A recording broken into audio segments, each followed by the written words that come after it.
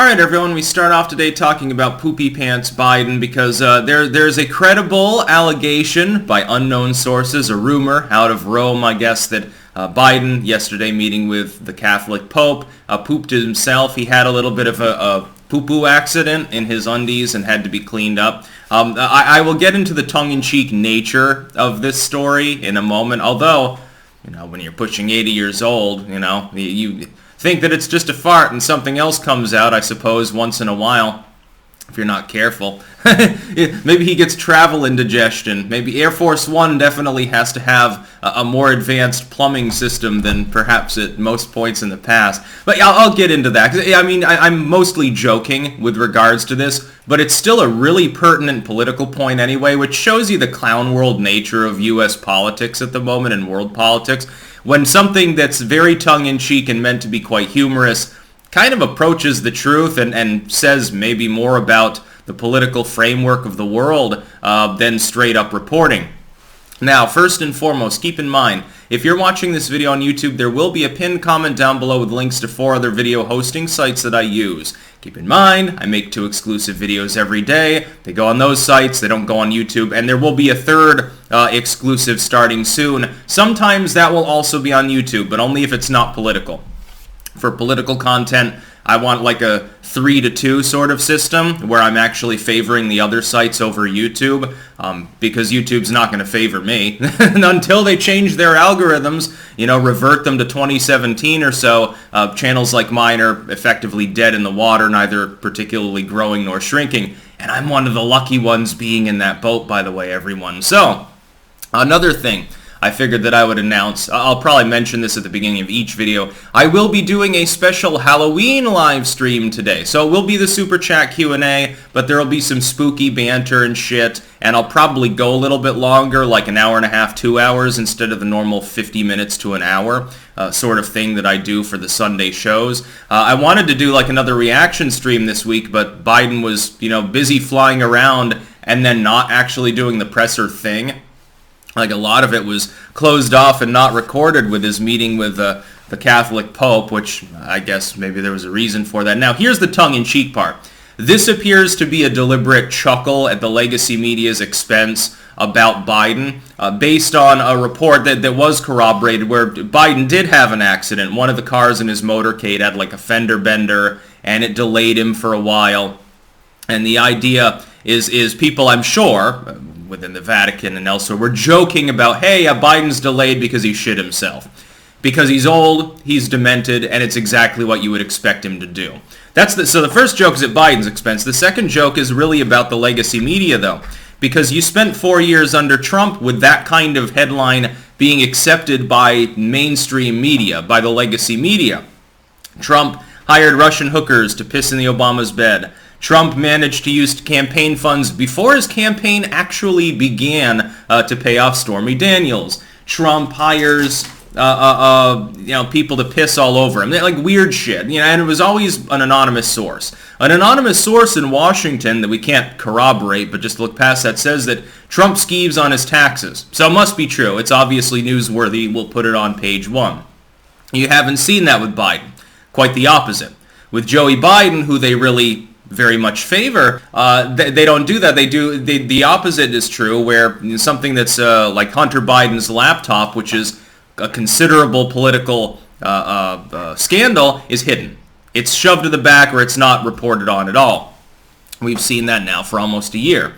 It's like night and day. It's definitely a dark winter night that is coming, by the way, because of all the continuous shortages and Biden's economic pandering to leftoids. But I can believe it anyway. The other thing is the satire is more clever because it's believable. If it's something that's like totally over the top, people are like, oh, come on.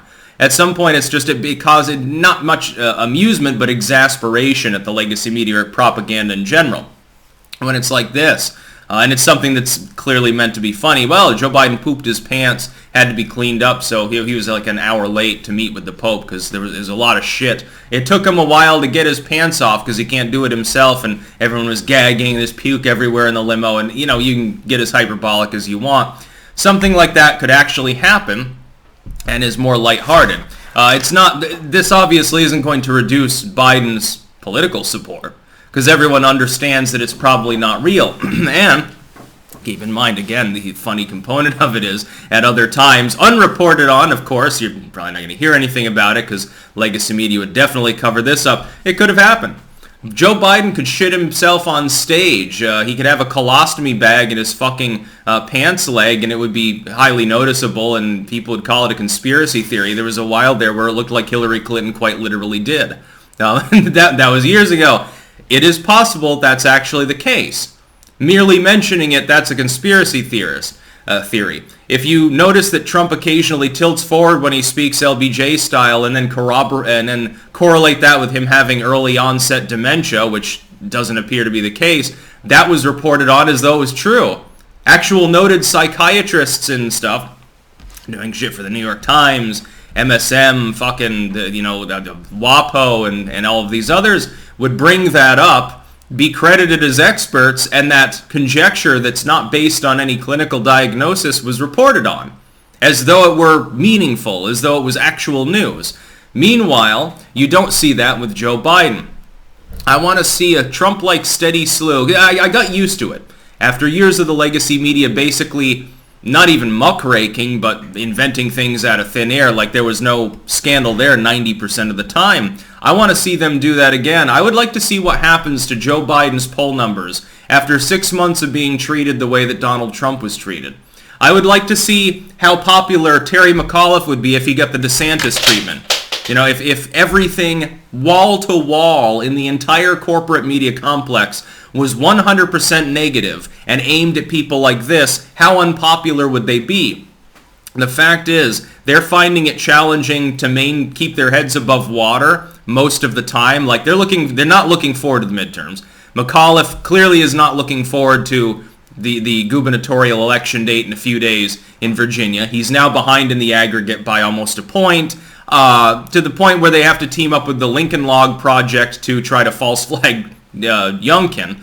Biden is not looking forward to each day that he gets up because his approval is now deep underwater, approaching double digits underwater. And this has been accomplished. Their failure, while having 99% of all coverage of everything they do be completely positive. No attempt at journalism, no hard questions, just softballs. Literally ignoring and covering for them on multiple fronts. The Hunter Biden laptop scandal is probably the biggest farce that we've seen in so-called modern journalism. Zero coverage on any major network other than Fox, which is an echo chamber for people who are partisan Republicans. By the way, no, they are not independent media. They're just as billionaire-backed, corporatized, and pro-globalist as any other network. They just pretend a little bit harder. With regards to all the other networks, they, when asked about that, would literally come out and say they didn't intend to report on it or even talk about it. They openly colluded with one another to defend Biden's campaign because they wanted him to win. They had literally influenced the election through not doing their job. This should probably worry people. It's very funny. Supposedly the free press is under attack, which didn't do Trump any favors with regards to favorable or unfavorable coverage, admittedly.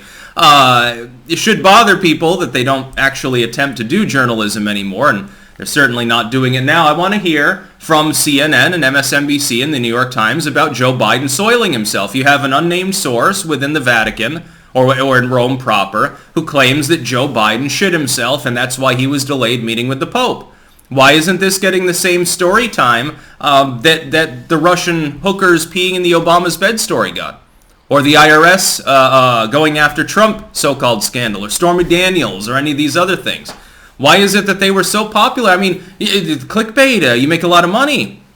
Wouldn't this be interesting to people? Hearing about how the so-called president of the United States shit himself at the Vatican because he was so excited to talk to Pope what's-his-name there? Wouldn't that be a good story? I think that it should be, maybe the alt media needs to step up and start satirizing Biden. Cover him the way that Trump was covered by the dying legacy media of the world. That'd be a funny attack. That's about all. Peace out.